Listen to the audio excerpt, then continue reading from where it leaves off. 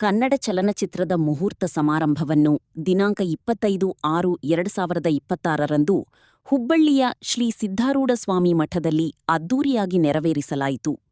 ಈ ಚಲನಚಿತ್ರದ ಮುಹೂರ್ತ ಸಮಾರಂಭದಲ್ಲಿ ನಾಯಕ ನಟ ಈಶಾನ ರಘುರಾಜನ್, ನಾಯಕಿ ಚೈತ್ರಾ ತೋಟದ, ನಿರ್ದೇಶಕ ತಮನ್ மற்றும் ಕ್ಯಾಮರಾಮನ್ ಗೌರಿ ವೆಂಕಟೇಶ್ ಹಾಗೂ ಇತರೆ ಗಣ್ಯರು ಭಾಗಿಯಾದರು. ಈ ಚಿತ್ರವು ಒಂದು ಒಳ್ಳೆಯ ಕಥೆಯಾಧಾರಿತ ಚಿತ್ರವಾಗಿದ್ದರಿಂದ ನಾವು ನಮ್ಮ ಹಲೋ ಕರ್ನಾಟಕ ನ್ಯೂಸ್ ಚಾನೆಲ್ ವತಿಯಿಂದ ಏನಾಯ್ತು ಎಂಬ ವಿಭಿನ್ನ ಶೀರ್ಷಿಕೆಯನ್ನು ಹೊಂದಿರುವ ಈ ಚಿತ್ರಕ್ಕೆ ಒಳ್ಳೆಯದಾಗಲಿ ಎಂದು ಶುಭ ಹಾರೈಸುತ್ತೇವೆ.